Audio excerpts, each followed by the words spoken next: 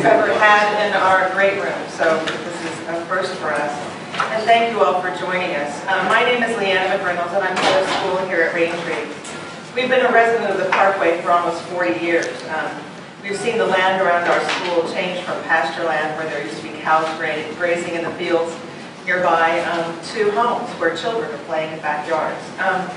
We have had the development of a mall on the west side of our school and a concrete plant to the south of our school, all in an effort really to maintain a peaceful environment for the children who spend their days at Raintree, and for the families who make their homes nearby, and for other children who attend schools in the area.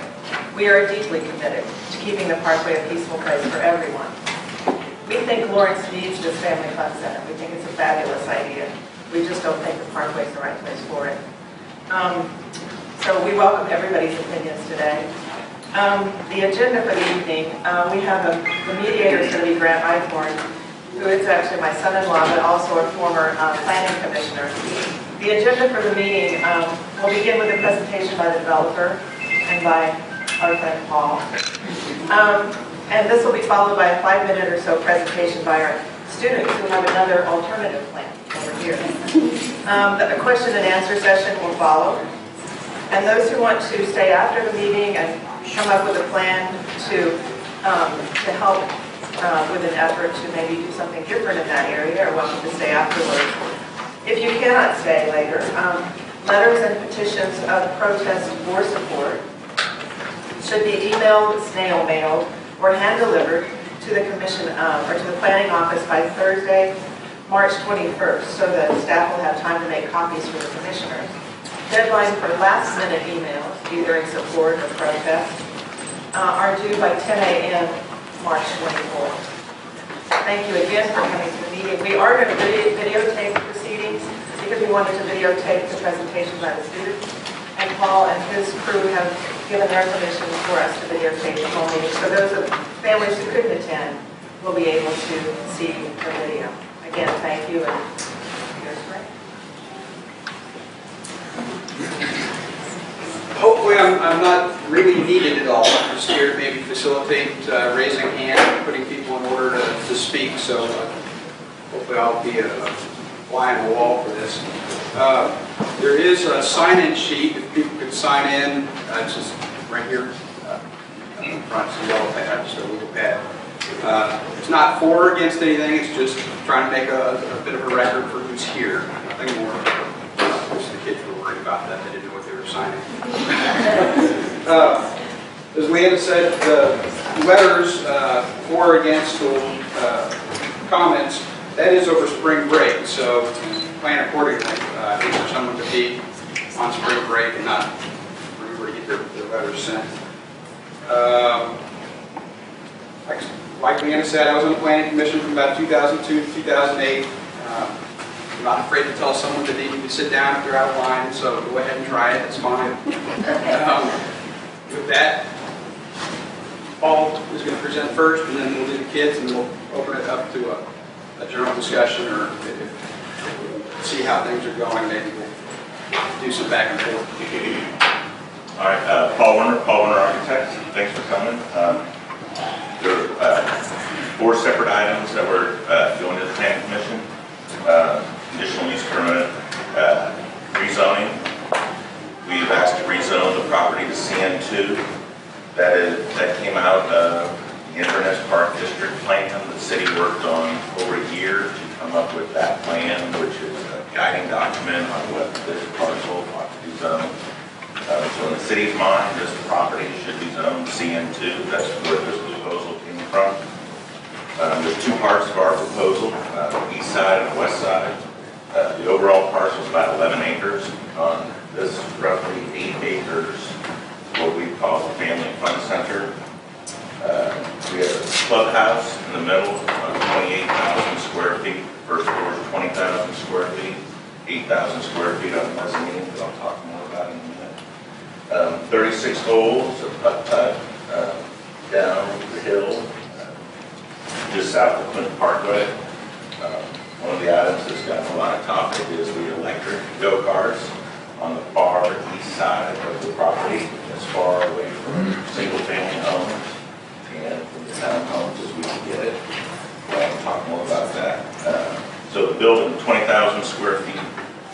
party rooms, play areas, video arcade, all those sorts of things. Second floor, we do have 8,000 square feet up there, and we did a bars, bad word. We have mentioned a 3-2 liquor license, so it would be beer only, an adults only section, something where adults don't have to compete with kids for video games. So it's still, I understand the concern. We'll talk a little bit more about that as I go. So big building, there are 6 batting cages to the west of that. So that is the majority of what the Family Fun Center comprises. The west side is 3 acres of retail space. Currently we're showing a building in the back on the north side of the site, 8,000 square feet. We really don't have any tenants for that yet, although out of this we've already been contacted by somebody that actually want to open up a coffee shop. So we did show, for lack of a better word, pad site on the front that does have a drive-through. I'll talk about the drive-throughs here a little bit more. The overall site, everybody's familiar with it, really does sit down almost in a hole off Clinton Parkway. So on one hand, we're talking about light and noise, sitting down so much actually does make this site work pretty well. Gone through the emails and letters, so a couple of topics that everybody's talking about. Traffic. I understand that the perception is the traffic is bad. BG Consulting traffic engineers have done almost all of the traffic studies for this area. This roundabout currently operates at 54% of capacity. Even with all of this added, they anticipate that won't exceed 60% of capacity, and that's a level of service B. The only service that's better than that is the level of service A. That's actually really good. Now, there's no argument. When does everybody think it's bad? It is at 8 o'clock in the morning with all the schools. And that is when this traffic circle at Inverness Drive and that intersection all peak. That's the 8 a.m. hour when nothing would really be going on here. So that's why the worst situation, the worst traffic you're going to have is really that 8 a.m. morning rush hour to get all the kids to school. Noise. There are electric go-karts. This shows contours. That makes sense. So Clinton Parkway right here is at 870. This is 880. And the street's going out. This is 10 feet higher than this. This yellow line, people can certainly come up here later, is 860. So we're already 10 feet below Clinton Parkway. This line down in our southeast corner is 850. So for instance, this line on Clinton Parkway down to that line is 30 feet of fall. That's why the goal is, the go-karts down here, putt-putt over here, and it is putt-putt. It's not goofy golf. So this isn't the Ozarks with, all the clown heads and stuff. It's real putt-putt. Sorry if that's, bad. So from a go-kart supplier, he's told me, for people who want to talk about decibels, that with 10 go-karts running at a time, 100 feet away is 50 decibels. 50 decibels isn't really all that loud. At 500 feet away, that goes down to 36 decibels, which is a quiet conversation now. When the first I met, that came from the supplier, so giving all that a grain of salt, if the windows are open in the summer and you're really trying to hear them, I'm guessing you will probably hear them. But I'm also guessing at 9 o'clock, 8 o'clock at night, that traffic on Clinton Parkway is probably just as loud or even louder. But we're going to do a little bit more research, but I at least wanted to throw out some numbers so that people know where we're looking at. Lighting, obviously a concern. So back to this grade. So our goal at the end of this would be that all of the lights for the go-karts and the putt-putt golf at the highest level would be kind of waist high if you were walking on Clinton Parkway. With how far this sits down in that hole, even with 15-foot light poles, we don't think they're not going to be any higher than a waist if you were walking along the parkway. So again, that would be our goal where the lights ought to be. We're working on that as well. Alcohol. Understand the concern. There's no desire to have beer sales or anything outside of the building. Don't want anybody playing putt-putt, drinking beer. Our thought is it's still only a 3-2 liquor license, which is beer only. I mean, it's obviously a revenue source. But do think, this isn't Dave & Buster's. I mean, it is more all these other activities for really the driving force. But we thought we at least ought to get it out there so everybody would know it and consider it. The drive-through lanes, I'm trying to explain this. You can chime in here. So in CN2, drive-throughs are allowed if it's for convenience. Yeah, the dry cleaner. So dry cleaners, not sure how many other drive-throughs they have, but the discrepancy is when it's a fast order food, it has to be part of the special use permit. And that's the real item that the planning commission gets to consider. Unfortunately, I mean, I don't want to put a McDonald's there. We never get a McDonald's anyway, but our city code considers a Starbucks and a McDonald's as the exact same thing. Once they sell food, it's considered fast order food. So I'm thinking, we thought a coffee shop, if we could get a Panera, some people thought that'd be a good idea. But drive-through on any use that sells food has to go to the planning commission, it has to be approved, part of the special use permit. A drive-through, like a dry cleaner, does not. That just comes with the allowed use in CN2. We have an SUPs up for review every so often as well. No argument. They can be reviewed on whatever the planning commission decides, and certainly on a complaint basis. I mean, the good part as far as a neighbor, as far as a special use permit goes, is there are a lot more controls and there's a lot more conditions that can be placed on this. Hours of operation, no argument. The first hours that were listed probably were not out the best, and probably needs a thought here on when the right hours ought to be.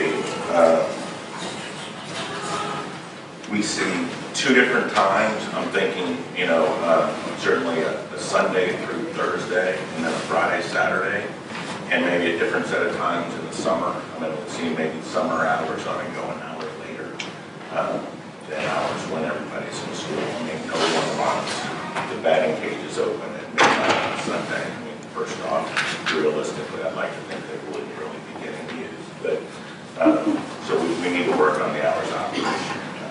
So we just see a different set of hours for the summer schools and session.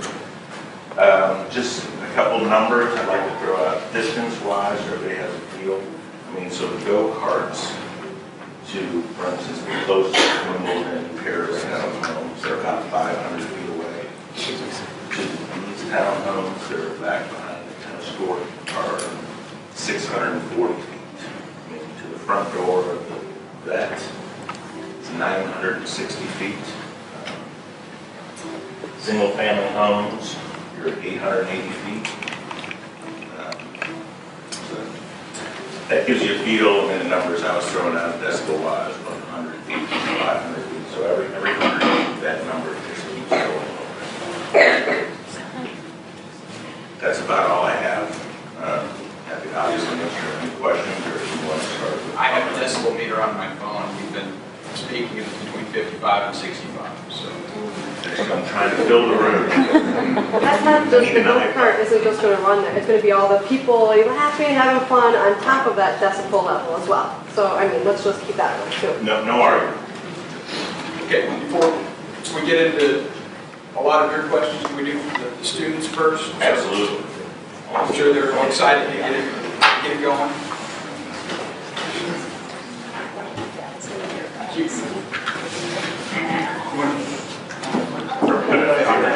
Grant, put it up here. Oh, yeah, go ahead. That's fine. Perfect.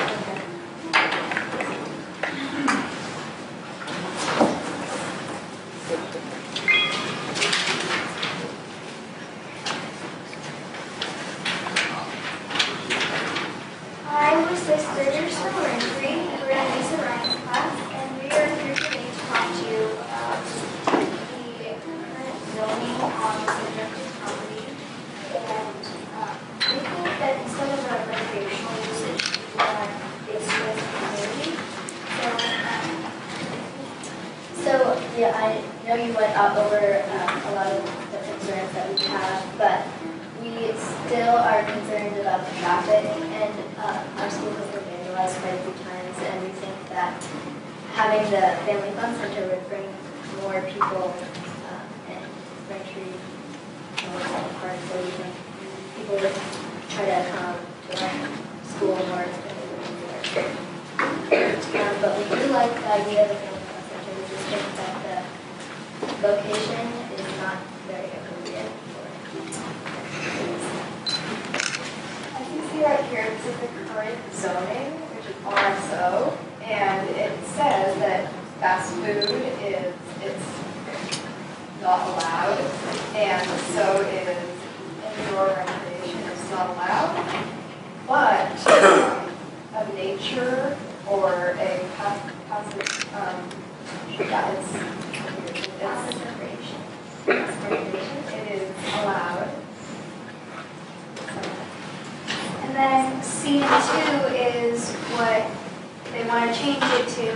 So fast food would be allowed, and so would indoor and outdoor recreation. But we were thinking if we kept it as RSO, we could do a lot more with it. And changing it to CM2 can take time and special permits. So if we kept it at CM2, so Olivia wants. Okay, well, and we decided that there are many ideas out there for what could go in RSO, and we thought maybe it would be fun if we came up with an idea as well.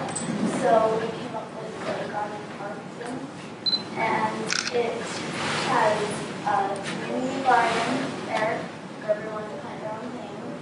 It has gardens for the schools surrounding it, and if they want a garden up there, up to plant.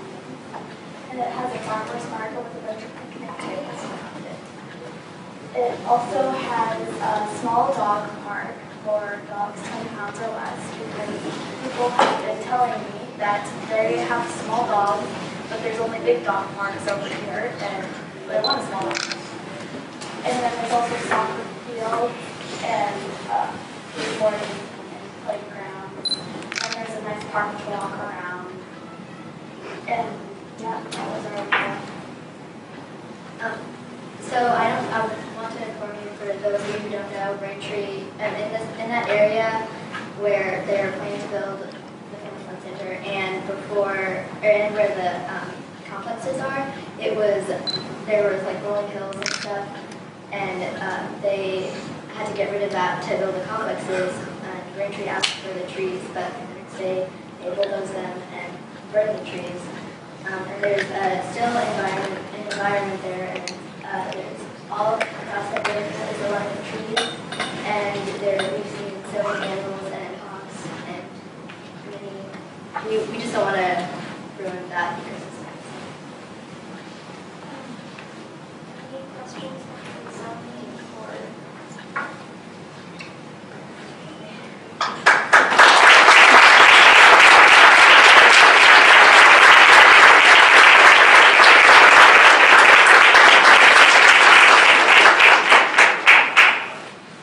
Thank you, students. At any point in time, if someone has a question for them, they're obviously still here, so feel free to call on them, and I'm sure that they'd be happy to answer any questions. Go ahead. I have a question. I think it's a wonderful idea that they have for us. How would that be financed? You would have to ask the student. Answer this question once today. Go ahead and stand up if you're speaking to the audience. So we are sixth graders in Raintree. Each year we go to Chicago. Throughout the year we have a coffee cart, which is a sort of coffee shop. We bring our items and sell them. All that money from the coffee cart, 100% of it, goes towards our Chicago. We were planning on putting in, using produce and stuff from our garden, selling it, making more money that way. It won't make as much as we need, than having neighborhood fundraisers to incentivize more.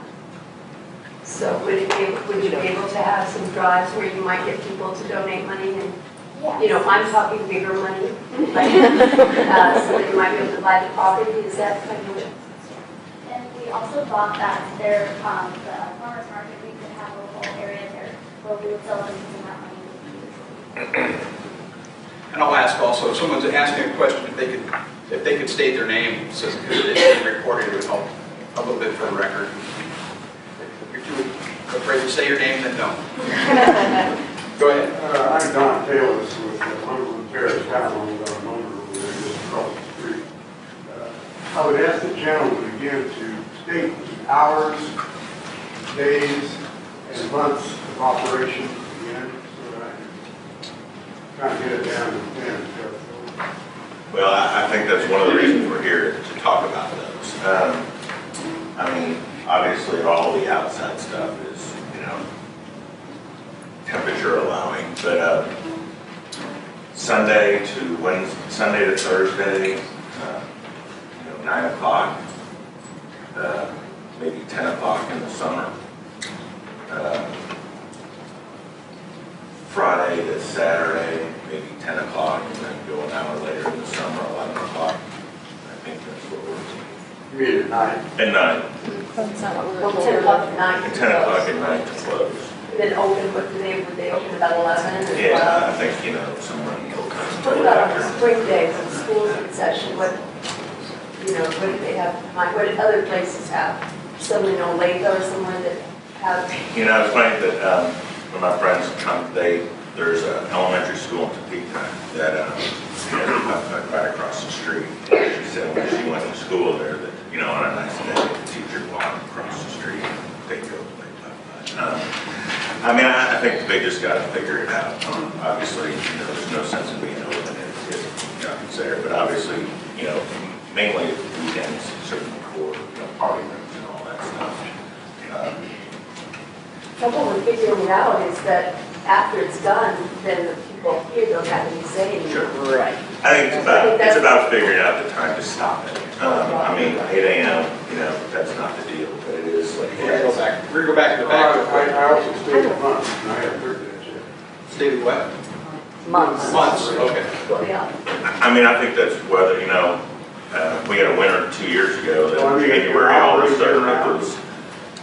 What inside they should. Inside would be operated year round. I think the outside would be dependent on the weather. I mean, I don't think you open up go-karts for one day in the middle of January. Whether it be too cold or too hot or both. You know, no, I think you're looking at March to, you know, end of September, October. Well, wait, you guys, you can't just keep firing questions because there's people raising their hands and we got to perform. Sorry. So back there to head Dan. Lori Sinclair. So you're mentioning trying to work with us on the hours because it is concerning not just for, I mean, neighbors, specifically me that lives right across the street from the land. But if this developer sells the land, is that able to be written in stone? Because what if they sell the property to another place and they're like, you know what? No, we want to open it till midnight or 1 o'clock. You want to answer that instead of me? If something like that was going to happen, it would have to be on the deed. There's no way that the planning commission or the Still part of city the has to do SUP that. though. So that's a good point. That could be, yes. I mean, the exterior recreation is governed by the special use permit. The interior, so the outside activities on this site are listed with certain comments that go on the special use permit. That if they were to want to change that, they would have to go to the planning commission. That would follow their operating license. So, Cheryl Reynolds. On the comment on the putt-putt place in Topeka, from Topeka, and actually the crime rate there is pretty substantial in the warm months. the neighborhoods around there do experience a lot of crime. We have friends that live in the one nice townhomes there. Their cars get vandalized. And is it related? I don't know, but there is that concern that it does attract, whether it be teenage youth or young adults that, you know, are out having a good time, and there is vandalism around that neighborhood during those warmer months. Okay, White. My name is Madeline. I live on West 25th Place. As I'm sure everybody knows that comes through that roundabout, there is no way it's functioning at 50% capacity. That roundabout is clogged, congested, and completely unsafe.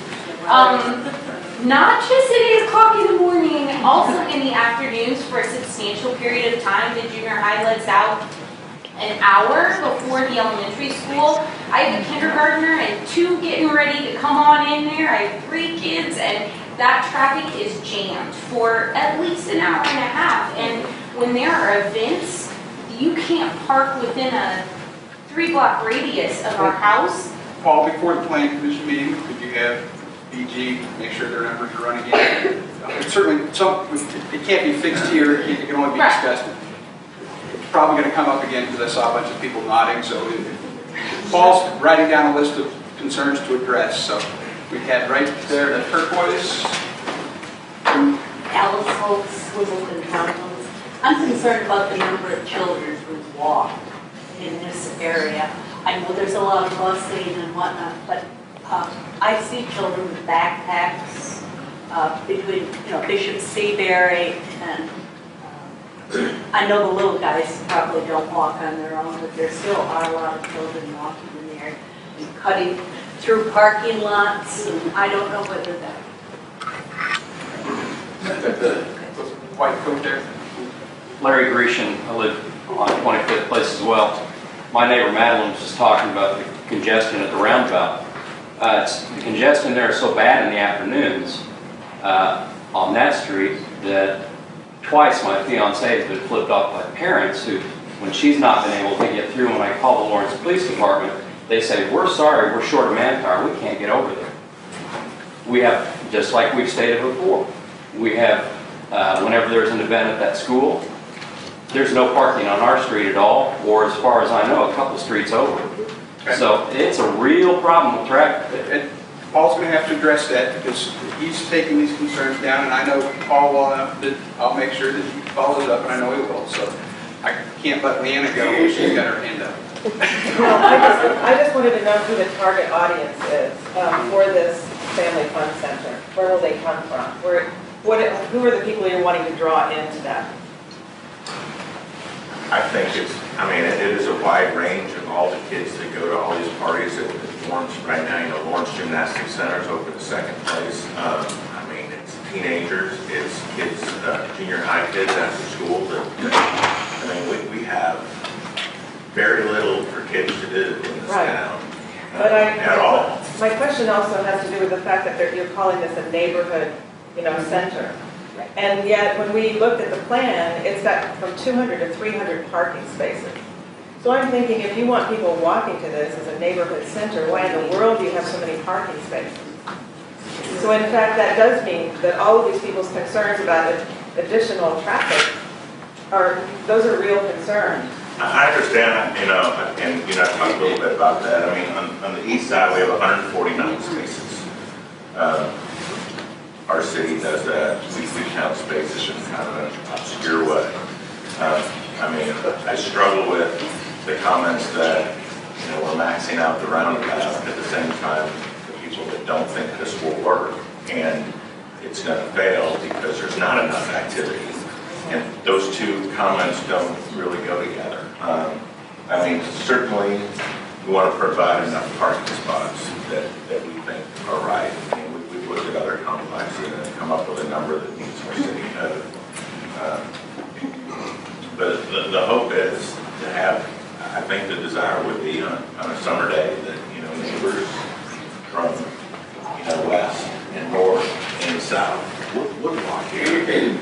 And at the end of the day, I hope we have extra parking spots and places for buses. Paul, I'm going to direct this just a little bit because I think there's some timeline that's probably important that I don't know if I don't want to jump around in it because I think it's too big of it's too important to miss.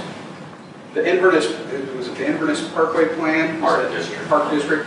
When was that plan started, and when was notification brought forward, and how did that plan come about? So I think that's really the beginning of our timeline that we're talking about here.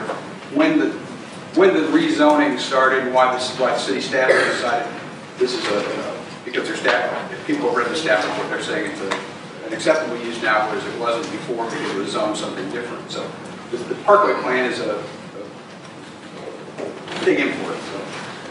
I'm going to get the dates wrong. Okay. We weren't paying attention to it because we didn't do that work. But I'll give you the gist of what I know, and there's others in the audience that can chime in as well. But really quick, the zoning hasn't ever changed. No. I think it's important. What you said was the zoning didn't change. No, the zoning hasn't changed, but the staff is recommending the Right. change in zoning. But since it got annexed in, Right. I I was on the planning commission when all of Yeah. I've had this argument like 15 times already. know, so too. I just want to make sure that we understand. yeah, that's right. When That's got- correct. It is RSO. When it came into the city, When it it was came RSO, in, it was it came in never- as RSO. The developer that didn't want RSO. So if you want to go back to where a possible mistake would, I go all the way back to 1999. That's when I was on the commission. I didn't vote for it. It is RSO. A developer, as you can tell more from that picture and people who know it, the neighbors really to the west of this site are surrounded by apartments. RSO has long been, shouldn't be a secret, a great zoning for apartments, and that's why you have a great deal of apartments surrounding this property. To fill that with office wouldn't, obviously, it would never work. Nobody ever built an office there. So to your point, a developer did come with another apartment complex on this vacant site, and I think got through planning commission, but at city commission, it got turned down because of the neighbors' support against it that just said enough is enough. They were asking for increased density. And we said if you want to build it to what the current plan says, we'll support that, but we are not going to support an increased density. And that's when they came back and said that they supported that because all three of the other units, complexes, had increased density over the original 12 units in A. And out of that, then they initiated a district plan. So everything kind of got put on hold, and they went through a year and a bunch of meetings and the docs and all that stuff. And again, I wasn't part of that, and I know it's just more meetings for everybody. But out of that came a district plan that said this site ought to be zoned C into. All right, now we'll start back into the questions. You were first right there, you've been patient. Jane Tedder, Wimbledon Terrace Homes. Would you speak about the use of the outdoor audio amplification system? Very minimal. They play some music, they play but we'll find out more information. But I don't think that we are sitting down that hill again, which I think all of that helps. So I'll find out. sound rises, right? Well, Yeah, that's all I wanted to know. Yeah. Speakers. Okay. I mean, how it's directed. I mean, directed down, but I don't think anybody's goal is for anybody to hear what's going on And why haven't it? with music. Right back. Me? Yep. Yeah, that's kind of another thing, the noise. Are you gonna have like little balls of yarn for the bats to hit? Because bat hitting a ball can be pretty loud. Just thought I'd mention that too. I understand. Okay. And sound rises? Do that. Headband again real quick. Just a quick question. Just a quick question about the alcohol. I know you said that it's going to be inside, but how are you going to monitor that with, go-karts? I mean, adults wanting to drive the go-karts, as drinking and driving. I mean, obviously they wouldn't have the alcohol there with them driving, but how are you going to monitor that and alcohol levels with just staying in the building? I'm curious. I doubt Paul can speak to that. I mean, great, that's why. He's just I'm making happy a to hear the comment. comments. I'm not the developer. Well, I wish he was I'm not here, going to but have that would every be answer helpful. about all the time. Well, Well, then where's the developer? Answer that. Increase, you're saying it's about a 10% increase in the roundabout traffic once it's built, like from 50-something to 60-something? It's a 10% increase in when that roundabout operates at its peak time. Does that include Panera Bread, if Panera were to go in there? Because Panera brings in a heck of a lot of traffic. Does that include that? Is that within that 10%? We use the Starbucks in the traffic count. What about McDonald's? But obviously, if it was a Panera, we'd have to look at that again. You know, it's all based on the time, but it's a 10% increase in the peak time, so not necessarily 8 a.m., but how that roundabout functions compared to the 8 a.m. time. Right there in the corner there. Do we know who the developer is? I mean, I know someone knows who it is, but is it public knowledge of why is he, she, or it not here tonight? Yes. Absolutely. Yeah. I'll be the only one that Well, I mean, technically, it's a land use item, so it's not that we're hiding who it is. It's a group of local investors. But you're not answering the But question. land use, Name the names. He doesn't have to, the discussion right now that Paul's having to argue is, should it be rezoned? And obviously the rest of the concerns are things that Paul's going to need to address at some point in time. Now, the questions are better now than later. We had the right there. Yes. Doug Bauer, we live on Wimbledon. Skipped over or talking about what's happening at different times of the year. You said indoor activities the rest of the year. What are the indoor activities and what kind of hours and impacts do they have? I mean, it's party rooms, it's different areas for kids to run around, different activities. There's like Laugh Out Loud is now downtown. You know, you have birthday parties there. You know, Saturday, Sunday, I think it's all that. You know, it's really meant more for the kids inside. So, I mean, I'll work with you on the time. Like I said, I don't know all these answers. Obviously, you want it to be successful, but certainly not late. Christy Peterson, owner of Laugh Out Loud. You're doing a great job. And a parent of children, of 2 children here. And, you know, I just, because the comment was made about the need for this here, and I do think that there's a need for older kid activities, but you might have whoever it is contact the existing facilities about whether we're actually at capacity or anywhere near capacity or going to be able to continue to serve Lawrence as more and more organizations that do this appear. So I'm willing to have that conversation. My name is Karen. I don't know if you addressed this and I missed it, but could you point out on that map where these entrances and exits are into that whole park and how many are there? There's 2. This one is directly across this entrance from the apartment complex that we've lined up. This one is approximately 300 feet east of the roundabout with a shared entrance. So this one is both these parcels.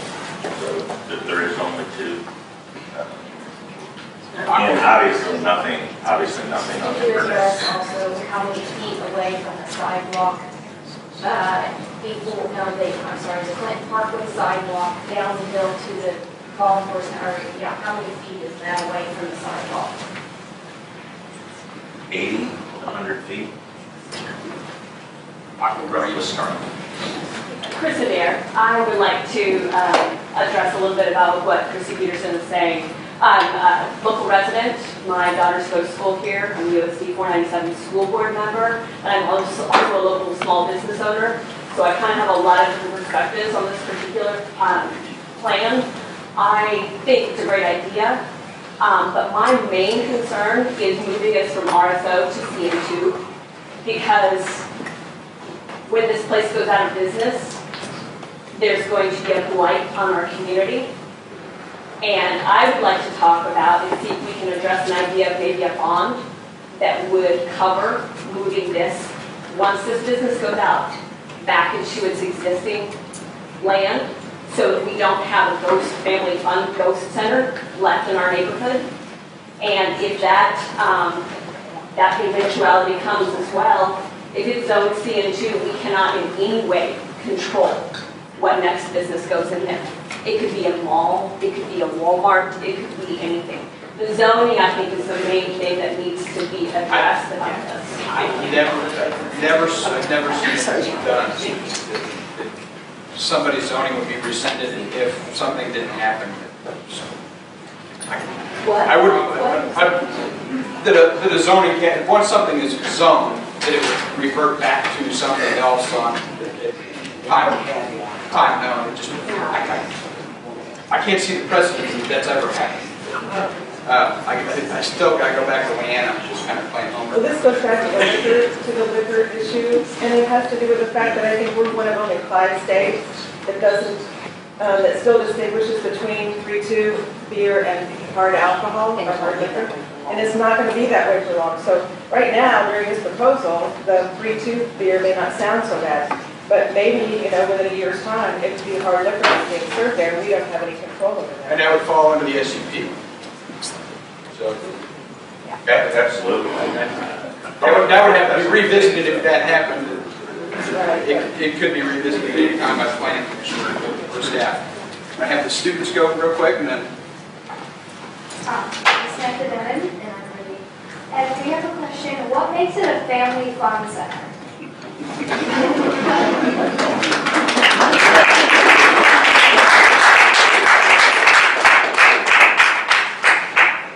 I think that there's a bunch of different activities for a family of different ages. I mean, for instance, we've included top lots of the beers. We got some kids that are old enough to do some of the activities. You might have a younger brother or sister that's not old enough to, putt, and you want to give them something to do. So if they're still in the site, well, you guys are getting to do some of the other age appropriate stuff. But isn't the center to do it all together? That's part of it. No, I agree with that.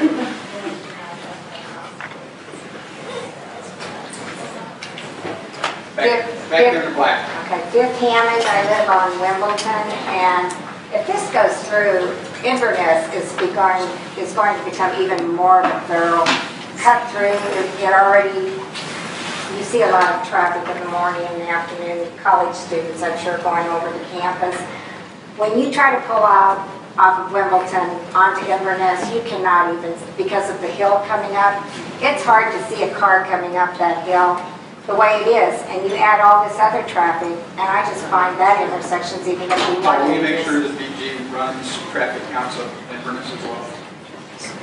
We'll do the green right here, and then someone. I'm dying there.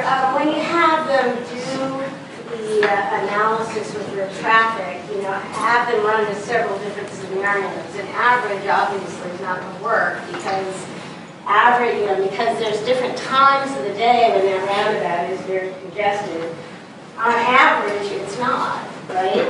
So they need to run, several different scenarios about the usage in order to accurately around it. I live on Wimbledon. Paul, I'm interested in. No. And if I may speak, go ahead and set me down like you have before.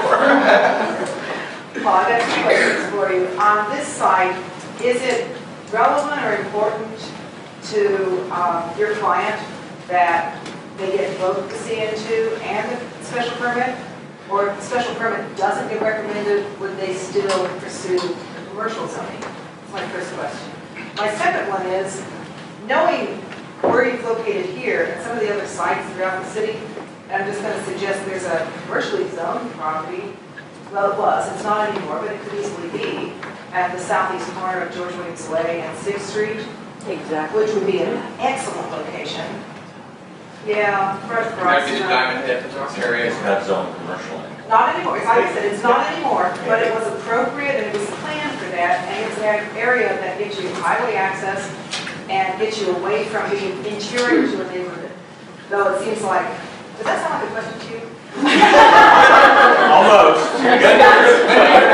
Come up with a question. No, my question, the very first question. I mean, I'll do the second one's easier. Diamond Head gave up. So they gave up their square footage for Mercado. So I don't think that could be zoned commercial. Not that things don't change, but when they gave up their square footage in Mercado, snagged it like the next month. What we wanted to do something outside versus all these, everything else is all inside, and that's where the special use permit comes from. I mean, if we wanted to put a inside, which I never really understood, then the special use permit we wouldn't even be here. It would be all about the zoning, and then we build a big building, and we put all this stuff inside. And that's really kind of where the technology from electric go-karts came from, is other places that just put them inside so they could use them more than just 4 months out of the year, like Alabama Pool. And so that's why the electric go-karts have come so far and surpassed gas go-karts and go faster. People apparently love them. Who would you drop the commercial application if you have the SUP? I mean, if we don't get the SUP, I think it all goes away. Until somebody else comes up with something and you guys get to the SUP. My name is Jamie Cole. I live at the end of Gretchen Court, so my house backs up to the Grove Apartments. And when Rob and I bought our house, that was all cornfield. And so before we bought our house, we went down and we met with my parents and the other people at Planning Commission. And we've been involved in the annexation process since 1996. And I can't tell you how excited I am that there are this many people in this room, because I feel like I've been the only person for a long time. Davis has kind of jumped on the bandwagon a few years in, but I've been kind of the lone person out trying to communicate. I was a realtor for a long time, so I felt an obligation to tell people the information so they can make up their own mind. I felt like if I didn't say anything and then I was talking to a neighbor and it was a year later and they said, I can't believe these apartments went in, and I had known somebody that hadn't shared the information, having been a realtor, that would make me feel bad. So my conscience said, you have to tell people. So this is really exciting, and the students doing the CN2 and RSO comparison would have been fabulously helpful at many meetings, including to some of the planning commissioners who have been confused at meetings that I've been at. So I'm sure it was not you, but there have been some things. You can dump on me all you want. I'm going to make more comments than questions. I've been to some meetings with Paul, and I feel like he was trying to answer a lot of my questions. I think it's important that everybody understands that they're asking for the CN2 for the entire park, even though the intention ideally is to have the 3 acres on the west sold off at some point separately. But I'm not asking for that now. So it really doesn't make any difference at all what is drawn on there. If there's a drive-through, it doesn't make any difference. Because until there's a real person who wants to buy that or live in it or develop it, it can get approved for CN2, but when somebody finally decides to show up, they'll totally redraw for whatever they have. So we could sit here and talk to her blue in the face about that 3 acres, and it just doesn't matter. The SUP that they're asking for is asking for a drive-through, so that piece of it matters. But I don't want anybody to get hung up on the details of what might go in that space until there is actually something. A lot of people talk about lights and noise and traffic, and I think it's important to understand that that's 11 acres, that at some point is going to be something, even if it's the park that you grew up.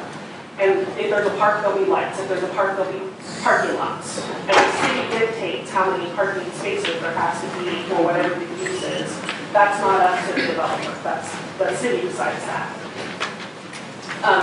So if you're asking for traffic counts, the traffic counts would need to be, first and foremost, it's currently RSO, 12 units an acre.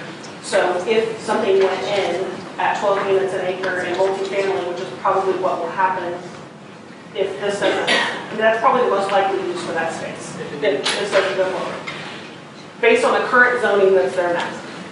So if they are looking at traffic studies, I think from a comparison standpoint, to help answer that question, we would need to know what that traffic looks like.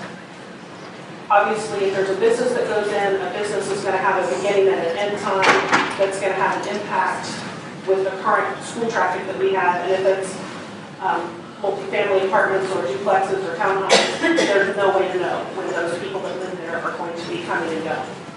But they certainly will have an increase in traffic. So I don't want people to get too hung up on the traffic either, because at some point there's going to be something on that 11 acres. And if there's a park there, there'll be a lot of traffic coming and going. And that probably also would conflict with school traffic. I'm interested in knowing if you're going to develop this space, because the students brought that up, and that has been a bone of contention for me. I think that the whole drainage area along Clinton Parkway looks awful. And my understanding from one of our conversations was that that's like an easement in there, and the drainage has to be in there. So I'm interested in knowing, based on their question, and how it looks, and potential for people to hide in that space. If you've got walkers and bikers having that, and one other comment I make, people talk about crime. I lived in my house since 1996. It was a cornfield before, so I feel like I have a really good perspective on that. Almost exactly 2 years ago, my house was broken into. And it was 7 o'clock on a Sunday night, and I was home, and I was in my kitchen, and my light was on, and I was walking around in my kitchen, and I walked out of my kitchen, and within 2 minutes, somebody opened my back door and came in. So it wasn't like they were confused and they didn't know somebody was there. And my son was sitting at the dining table, and he stood up and he yelled at him, and they quietly turned and ran out. But they also broke into my neighbor's house behind, and we had somebody else leaning down off our door all the time, even when we were home, which we didn't ever do before. We've had somebody else try to come in as well. I don't know if that's because the apartments are there, or if that's just, but a lot of homes were being broken into, and it seems to me like when the apartments showed up, that was when we started having more break-ins happen in our neighborhood. And there's also been 2 stabbings over there in the last 4 months. Don Schwan, Open School Efficiency Very I really appreciate the intentions of a place like this, and on the outskirts of town, I think it would be a lot of fun. It would be a family fun center with a family. Part of my job is to consider worst case scenarios, and I don't have to use my imagination to come up with it. You are going to have middle school, high school students, and college students going to this facility. They will drink, even if they're underage, they will find a way. And when they're done, it will be before their bedtime and after hours. After yours, and they're going to look around, and they're going to ask, what do we do now? I believe young people are good, generally, but I also think they can make mistakes. And that's going to be our responsibility, not the people who run this facility. And there's no answer to that, except that this is the wrong place to put this facility.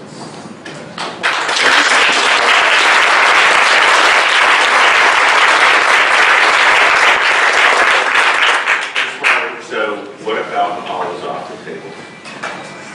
Here's my concern about that is, if I were pessimistic, I'd say it's on the table because taking it off makes it easier to make this happen.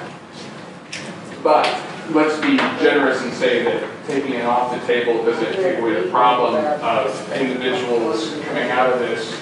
I don't think so. I think it helps.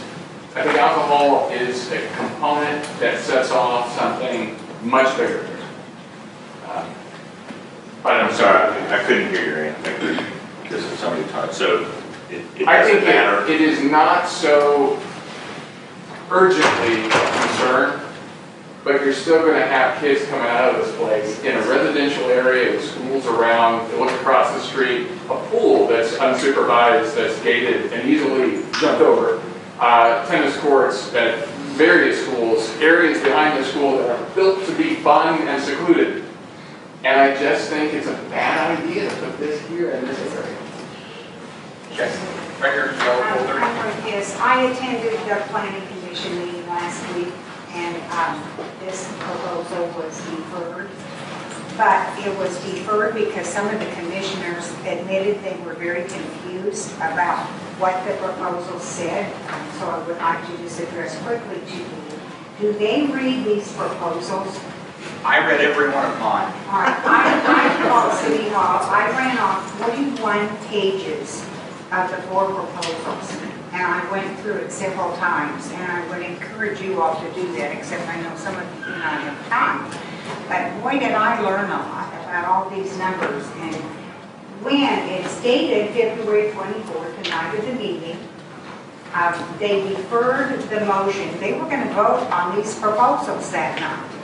But because a couple of the commissioners on the planning commission said, we don't really know what this is all about. We can tell there's some protesting. There were probably 15 of us there, thank goodness.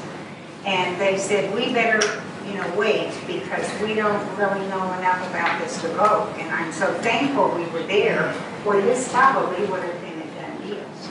But anyway. I wouldn't speak to what a planning commissioner might vote on.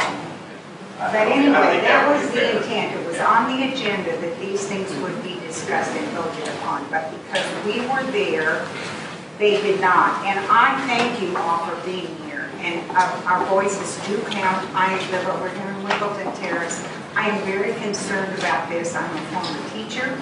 I'm not any longer, but I certainly care about their kids. And I do not. This may be a wonderful idea. I think it's been very secret. This has been going on for a long time. I don't know why we haven't known about this until recently. But if you want some really interesting reading, call the City Hall and get a copy of these things. It's very interesting. And even the lady that I talked to said there's a lot we do not know. Our developer is here right now, as well as the architect. If you want to know the corporate business behind this, I think we should know that. There's a lot we don't know, and I think we have a right to know. So be informed. Thank you all for coming. Okay, right here in the red shirt. Yeah, just two things. Following on what this lady said, this meeting itself got no publicity that I know of. Sure, the people who are directly involved with Raintree passed the word. We've talked to some of our neighbors, and we looked for signs and notices, and so I think you're only looking at a small fraction of those who would really be scared if they knew what was going on. And the other thing is that nobody's touched it, and I can't even count grass and selfish, but our property values are at some risk here, those of us who own homes. And as soon as you turn this into a commercial, loud, noisy, just 23rd Street extended kind of feel like it. We moved here 4 years ago, we bought a nice house, well secluded from that kind of thing. And suddenly it's at our back door, so we don't like it. Back there. Yes, my name is Lynn, and I really think that the alcohol will be a problem. These family fun centers, as you would know, are going to be ran by seasonal people. What's the age group of these seasonal people? Are they going to tell you, you had one too many beers? Or the other kid that's 20 maybe, see your ID? I doubt that. So I think you get a collection of kids, you get a basically you're paying for a babysitter for these kids that are that 14, 15, 16, these parents to go, oh, you go play over there, here's 20 bucks and do your stuff. I think the collection of kids and the age group of kids running this place, I say kids because I guarantee it, they're going to run it. You're asking for trouble. Susan Yoshida, I live on Wilmington Drive. I don't know who to direct the question to, but I want to understand the structure of who approves or disapproves of this development happening. Is it who do we write the letters to? I would write them to the planning commission, so directly to the planning staff at City Hall. The Planning Commission next meets Monday, March 24th at 6:30 p.m. at City Hall. And if you don't want them reading it while you're talking, get there before then. And it's not unusual. You won't be the only item on the agenda.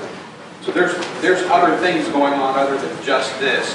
Get it to them early because city staff can get it to them. The packet comes out 2 weeks early almost. Certainly a week early. Like Thursday. You basically have Thursday, Friday, and then the weekend, which is always enjoyable to read a 200-page, 400-page packet. Give the website for members so they can't get Knock yourself out. We have a website, www.lawrencekansas.org/PDS. Get you to the Planning Development Services Department. When you look at their website, you will see there's planning commissioners listed, there's contact information, it tells you when your meetings are, but go to the Lawrence website. It's really hard to find information. I know it's terribly hard. I didn't create it. I left before that Yeah, so happened. you can send it to the staff, they'll get it to them. We have a list. But if you talk to individual planning commissioners, they also know of your concerns. These are 100-page staff reports that you get. I'm sure they do due diligence and try to read them all, but I doubt that every single commissioner gets every page read. Right there, greenish, and we'll go laugh out loud and go back to the corner. I'm a little colorblind. Yeah, I wasn't sure who pointed at me, because I thought I had brown on. As Jamie said, I've been involved with the plan, several of the plans for this corner for a long time. I used to live on West 24th Place. I now live on Riviera Drive. I still own the house in West 24th Place, and I own the rental house on Prairie Elm, which is just beyond the apartments. And the first time I got involved with this was because it was being rezoned for apartments. And the two apartments, there's the Grove and the one that's sort of catty corner. Both of those really, especially the Remington, the rezoning of those lots to make them more dense was done with almost no notice to anyone. They notified the other apartment in the area about this before it happened, and it just sort of happened. So we were concerned that dense apartments being put on that corner was also a bad idea, and I continue to believe that, as Andy mentioned. In the Grove, there's been 2 stabbings, including 1 murder. I don't know if people are aware of it. There was a murder at Christmas in those apartments. So more apartments, I know, are not, to me, that's the thing I'm really concerned about, because of some of the same concerns you have about the properties declining. What I think happens with apartments are in college town is they put them up, they're nice, and then after about 15 years, they build newer apartments up further up, and the apartments decline in value, and they become not nice apartments, let's put it that way. So that's one of my concerns, is the current zoning allows for that, and I predict that it will come up again. My question is, and I certainly understand all the concerns, or my comment is, are people generally opposed to this being zoned as neighborhood commercial, or are they just opposed to this particular use of it? Because I grew up in a big city, and I don't find it odd to have stores next to a big road like that. And I just don't, I always kind of had the idea, at one point we brought a proposal for a potential grocery store, and I grew up in a place where it was corner groceries, and I was like, I don't have a problem with that. So, but I do understand other people's concerns. I'm just not as opposed to the idea of this being commercial. I do understand some of the concerns about a family fun center. You know, I generally come from a different point of view in terms of I just didn't want more dense apartments. And I really am concerned about the neighborhood. I argued for a crosswalk at the corner of Clinton Parkway and Inverness, and almost single-handedly had to go talk to the commission, the people who were in charge of that. I received the opposition to them fixing up the crosswalks. And I do think that complaining about things, not complaining, but making yourself known, does have an impact, because they did fix the crosswalk, and they made it the school crosswalk. Because my son was walking across, and I said, this should be a school crosswalk at the corner of. So I do think the city does listen. That's my final point is, it will listen to you if enough people show up and make their voices known, whatever your opinion is. I just want to better understand the process. Does the zoning and the special use permit happen at the same time, or does one happen before the other? The zoning would have to happen first, then the SUP. Those, I believe, could be held concurrently, so one could happen 5 minutes before the other, so it wouldn't have to be something that comes back. As long as due diligence has been followed, the packet's been, everything's been vetted for it, then So just point of clarification, if your client isn't interested unless the special use permit is given, but if it's first rezoned, then even if they pull out and aren't interested in that, then the rezoning has happened. Now, I mean, there's a bunch of ways to stop it. I mean, Grant's right, in order, technically, we couldn't have the discussion about the SUP unless it was actually going to be zoned CN2, so they would have to act on CN2, for instance. If that were turned down, everything would kind of stop there. But the CN2, the zoning doesn't really kick in. The planning commission just recommends to the city commission. The city commission is the one that actually approves it. And even then, it has to be published in the paper. So there are a lot of ways to have it all done before it's done. Black, you're over here. Okay.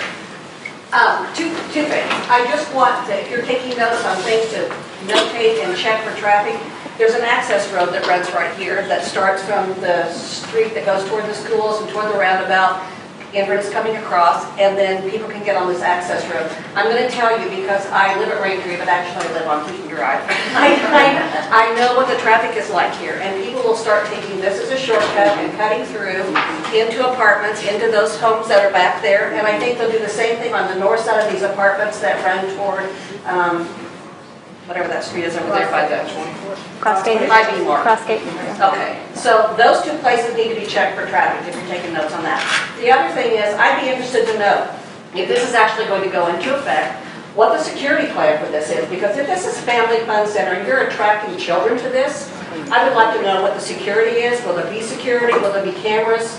And then I just kind of want to throw a seed for thought out there to people about the kind of people it might attract who are looking at children. That's all I'm going to say. Use your imagination for the next. And I want to yield now to Leanna because she had a comment. Well, I just wanted to say that the parkway was developed to be a parkway. They did not want a continuation of 23rd Street. The Horizon 2020 plan was developed with a running path along the parkway. It was designed originally with exercise stations along the way and limited commercial only at the four corners, like Hank North, where it used to be Hank North, the garden store here. It was not designed originally to become a commercial area, not at all. So I think it would be, I bet if you had a vote as to whether people wanted some kind of limited residential development there, not high density use, but a limited residential area there, as opposed to a family fun center, I bet you most of these people in this room would say that would be fine. But this is just not the right use, and it wasn't the original plan in the first place. The plan is changed.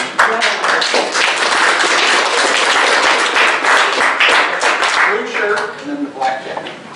My name is John Jost, and I happen to be a current member of the Planning Commission. I'm not here to participate in discussion, but I'm here to listen. I would like to clarify a couple of things I've heard.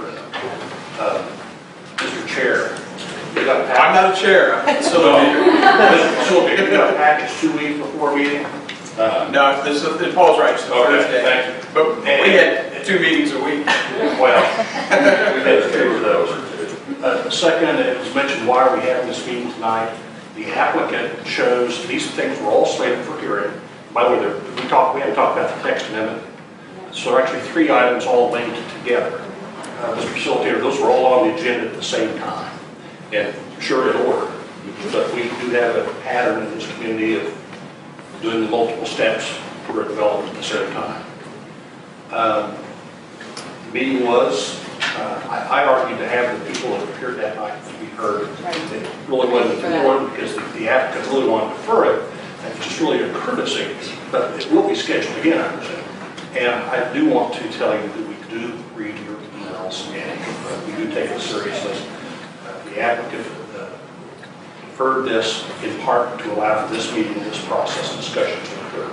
So I just want to tell you, we are interested in your opinion. Please do communicate with us. Thank you.